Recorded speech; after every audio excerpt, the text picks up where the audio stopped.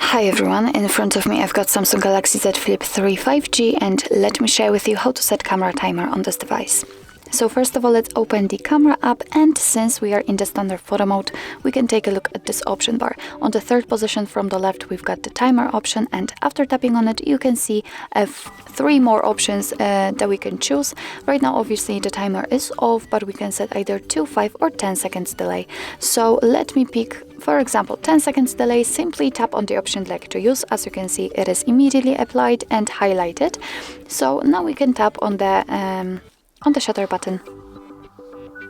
And as you can see, from now on, your device will count down from 10, and after that time, it will take a photo. Okay, let's check another option, for example, 2 seconds delay. As you can see, it immediately changes, and the same situation, but right now it is counting down from 2. Obviously, after turning off the timer just by picking this icon, your device will take photos right after touching the shutter button. So actually, this is it. This is how to set camera timer in your Samsung Galaxy Z Flip3 5G. Thank you so much for watching. I hope that this video was helpful, and if it was, please hit the subscribe button and leave the thumbs up.